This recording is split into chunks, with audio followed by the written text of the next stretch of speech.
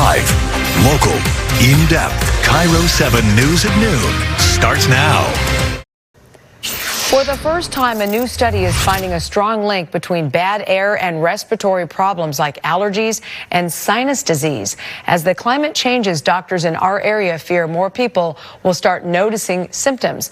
Cairo 7's Elle Thomas explores how our changing environment is impacting your health and the solutions that could help. First, you see it in the air around you.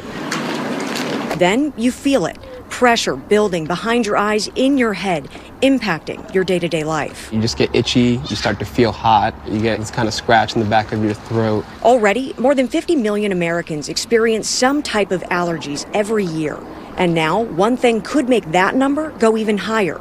Pollution. That's according to a new study from researchers at Johns Hopkins University, finding a link for the first time between air pollutants and sinus-related ailments. More and more of us are going to start to be impacted by allergies and asthma and chronic sinus inflammation. Think of it this way. The more smoke, smog, and haze, the more likely you will develop symptoms. How does that impact a person's quality of life? Pretty dramatically.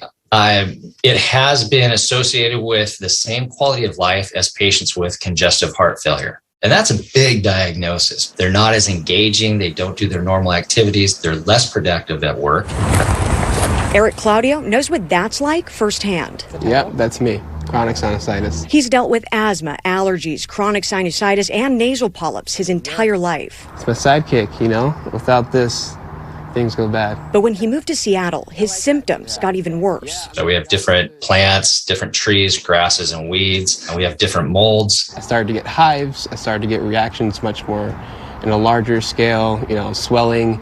I would wake up, puffy face, puffy lips. His case, so severe, he lost his sense of smell. I couldn't smell anything, but I didn't really start to realize it until someone pointed it out. Like, hey, you don't smell that, you can't smell that. He tried everything from over-the-counter medication to nasal rinses and sprays, even undergoing surgery to remove the polyps obstructing his nasal passages. It was pretty scary at the time, Then he found a treatment that truly changed his life. This is Sinova. It's a very small implant. A small plastic device inserted into the nasal cavity, coated in a time-release medication that targets inflammation at the source and lasts for months. You feel it up here, Okay. like right underneath my eyes. Now, How has your life changed?